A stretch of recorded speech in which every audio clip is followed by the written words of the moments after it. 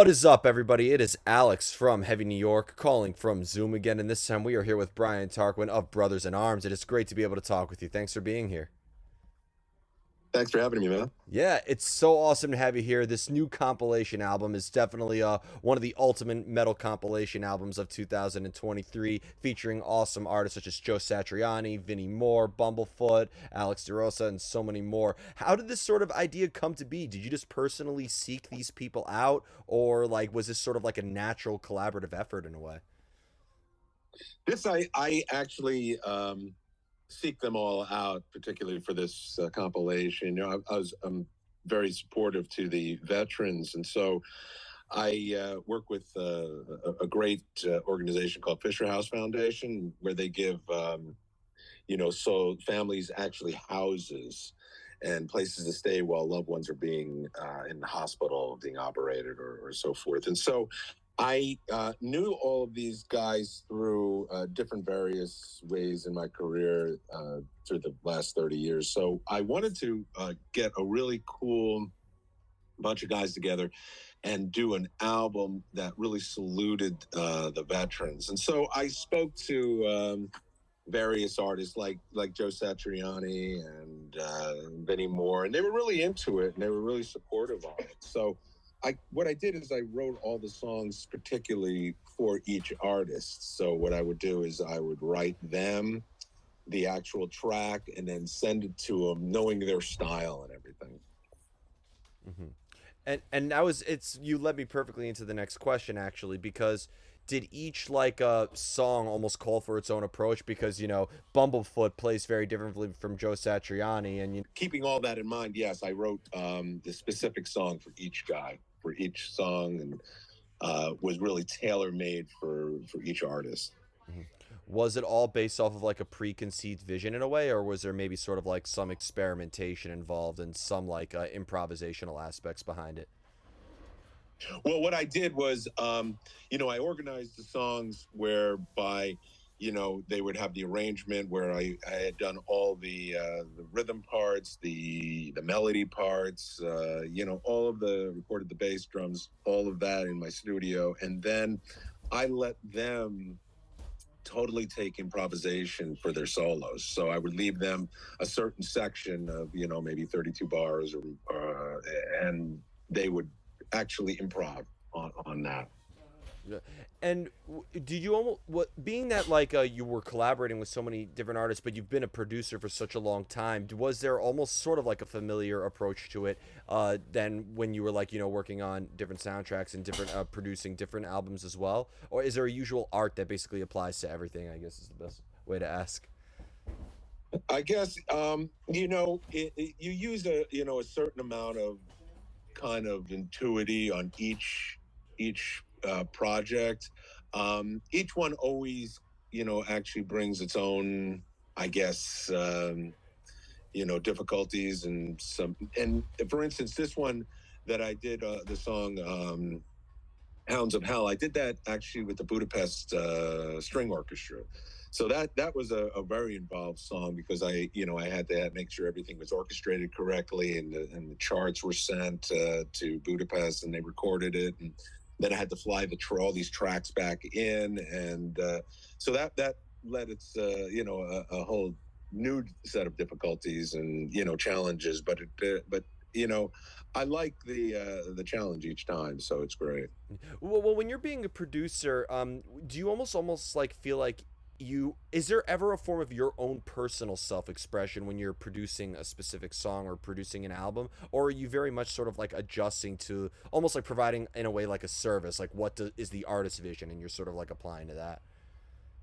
Well, a little of both, but on this particular one, because I was the artist and the producer, and then had all of these guys come in and guest on each track, it became like one of those things where you had to use your own artist sense of what direction you wanted the album to go in, but at the same time, make sure that each of the guest artists were fulfilling their vision on it as well. So it's kind of a balance when you do it like that. But usually on something like this, I really go with my gut artist instinct. Yeah, which is a very bold move to do. Is it almost feel like that gut instinct, like when you listen to these solos and you listen to the way that you arrange this composition?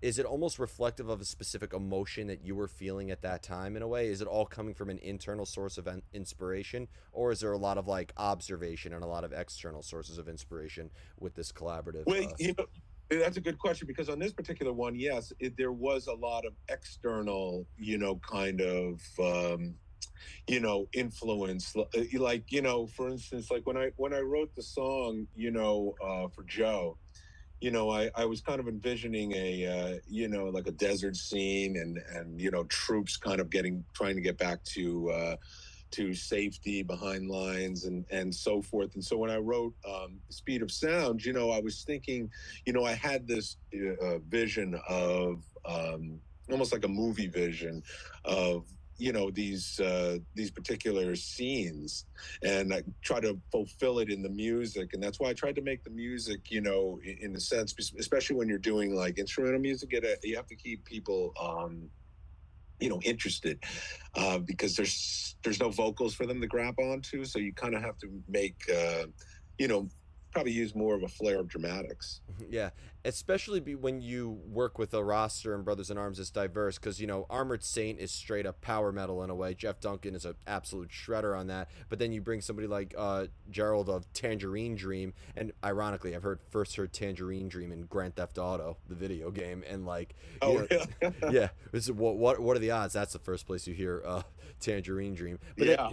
But then you're working with Chris, who plays with Henry Rollins. So like, it almost seems like it's not just external sources of inspiration. It almost seems like you're immersing yourself in many different atmospheres, right? Yeah, and then of course, I take that into consideration, like what their, stylistic approach is and where they come from as well. So, I have to figure out, okay, this is kind of what, Chris would be down for. With Chris, is because he was into like, that rocktronica stuff. That's why I kind of chose that track for him, because he did a whole record like that, kind of like a Jeff Beck instrumental, rocktronica, electronica thing. So, I think I pulled sources from everybody, everything, internally, externally. Does inspiration, this is like a debate I like to have with artists, like, is inspiration really something that could be sought out in a way, especially because you sought out these artists for this compilation? Or does inspiration for you tend to just strike out of the blue when you least expect it? Probably, inspiration, you know, is a thing that you're just inspired by something. It could be external, it could be internal. You could be inspired by something an event that happened, or you can be inspired by, of course, one of your rock heroes, one of your shredder guys that you love, or you get that inspiration from inside, maybe after having viewed it. So I think it comes from, all around you, inspiration. Of course, and I know, and going back to the Fisher House Foundation project that you're working with, was that maybe kind of like why you came up with songs such as Purple Heart or D-Day in a way, or Striker, that it almost kind of has that sort of like, lack of better words, a sort of war aesthetic soundtrack to it, or Saigon Sally as another example? Yeah, exactly. Yeah, that definitely, the titles really reflect probably what I was feeling when I wrote the song, and also, because of the cause that we were doing, I wanted to reflect that in the each of the song titles. Yeah, which I think, as somebody who has many friends and relatives who are veterans, I think that's a remarkable thing, and thank you for that. As Did collaborating with so many different artists open up your ideas on how you could approach production and music in the future? Did it almost maybe open up new ideas on either a technical level or maybe even like an emotional level on how you would pick up an instrument again? Yeah, because the majority of this was recorded over the lockdown, from 2020 to 2021. So a lot of it, showed like everybody can be very, I think, how should I say, very creative during such a hectic, crazy time. And everybody, was, I don't think you ever have this again, nobody was touring. And so everybody was at home, kind of like waiting for what to do, or they were creating. I think this is a great time to create because everybody was stuck at home in their studios and do that. And so it was a great time because for creativeness, because I think another time I may not have been able to get everybody. Right? Exactly. For every artist who told me, and obviously it sucked for everybody for not being able to tour, but I've also heard every artist, just as many artists say, it was fucking great. I didn't have to talk to anybody, and the isolation became such a great source of creativity. Yeah, yeah, exactly. That's it. I just locked myself in the studio, and that's basically Yeah, of course. concentrated on this project. Being that you mentioned that you recorded this though between 2020 and 2021, so a decent amount of time, is like the way that we're hearing this material, is this how these songs were already arranged and how they were already constructed, or did they maybe sort of change a lot over a span of time? Usually, I have the final. By the time we go to record it, the arrangement and everything are pretty much solid. They're pretty much done. I don't really change too much. During pre-production, it's kind of where I really hammer out all the arrangements, hammer out where somebody's going to take a solo, where the melodies are going to be, and so forth. So there aren't a lot of changes by the time each of the artists get it. It's pretty much set in stone of what you hear. Mhm. Do you approach things from a very theoretical standpoint, or are you always like, thinking about key and form and stuff, or, this is rock and roll, there's plenty of room for breaking rules? You tend to kind of like leave the theory in the back seat in a way. Oh yeah, with this kind of stuff, I'm not really much of a theorizing on this. It's out of the gut. It's out of the way I feel. It's the way I play it at that time, and I get the ideas, I get everything, and you know, and put it all together, and then send it to the artist, like the song Luxor, where Bumblefoot was on. Ron, I wrote that original riff that you hear in the beginning and in the breakdown in the middle on bass, but I thought that he could probably make it more powerful by playing on guitar. Absolutely. And here comes the most difficult part of the whole interview, though. How do you know when you're finished with a song? You know what? That's over the lockdown, because we had so much time. I was able to take my time. Usually I don't take this long to do the record, but because we had so much time, because there was no rush in releasing, because there would be no point, as far as getting an album out while everybody's while the world is kind of in this condition. It gave me a lot of time, more time than I thought. In fact, that I did so much on this record. There's another one that I did that comes out of this, because originally it was like 19 songs. And so what I did is I broke it into the metal part of it, and then there's a jazz fusion one coming out later this year with Eric Johnson and Jean-Luc Ponty and Robin Ford. That I just wouldn't stop. I just kept recording and kept getting guest artists, and it was just I had to actually finally say, okay, that's it. Part of me wonders if somebody left the record button on the entire pandemic, what they would have come up with throughout that entire time, you know? Yeah, it's true. It was a great time to be creative, and that's was the best thing to do, especially artists that are accustomed to tour, and that they don't get too much downtime to stay at home and create and write and record and things. So Yeah. Because a lot of people do write songs and albums about being on tour. So I think all the albums that are coming out lately, it'll be like a breath of fresh air to see other subject matter addressed on it. oh yeah, of course, it's true. Yeah. Yep. And the final question I wanted to ask you is, being that you express yourself through multiple styles, as we've seen before, both with jazz, fusion, and heavy metal and rock and roll, do you almost feel like maybe you express a different identity of yourself, or feel like you express like a different persona in a way with many different sounds that come from your own vision and heart? Yeah, that's a great question. Actually, yes. Yes, you know what? You can wear different faces, and you can express different emotions that's from that you're feeling through these different formats. You know, maybe you feel like a slow jazzy blues song, and so you can express that in that format, as well as you can express you can express like a real heavy, aggressive feel. And that's what I always liked. I never wanted to be locked down to exactly one format. I mean, I understand why, obviously bands have to and to get an identity and everything. But, I just thought, why be limited to one format? You know what I mean? It just seems to be kind of more detrimental than anything else because you could do so much, with different formats, and express yourself and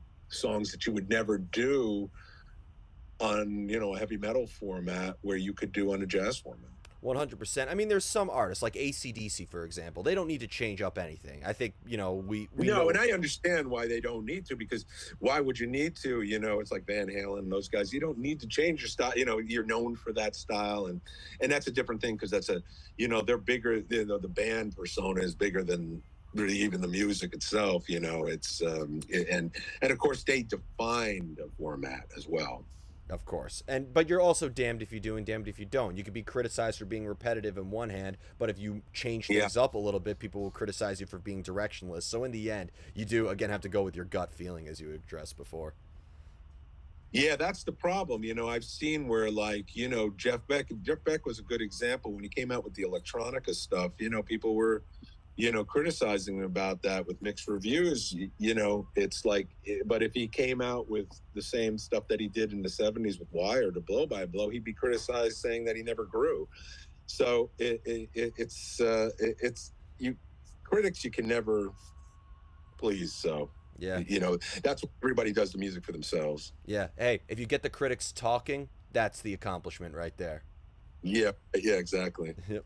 So before we go, I want to thank you so much for your time and for such just an awesome conversation. And thank you for this amazing album. Is there just anything else with its release that you would like to promote? I know that it's out now, and what else we could be expecting. Also, if there's any way we could contribute to Fisher House Foundation that you work with, please feel free to promote them as well. Yes, the Fisher House Foundation. There is an actual link that you can go to, and I think let's see if I have that link, because it's Brothers in Arms link, but I think it's a special for the album. But yeah, please donate to the Fisher House. They do such great, what I think is great work, and they're really like kind of the heroes of everything. So it's for especially for veterans who have there's so many issues when you get back, obviously, as you know, Yeah, definitely. that that that the kind of like traumatic things that go down, and it's shame, but what I'll do is I'll text you over the link. Yeah, please do. I appreciate it. But thank you so much, everybody. Brian Tarquin of Brothers in Arms. Be sure to check out the kick-ass compilation album Brothers in Arms, featuring Vinnie Moore, Joe Satriani, Jeff Duncan, and so much more. We will see you next time on Heavy New York.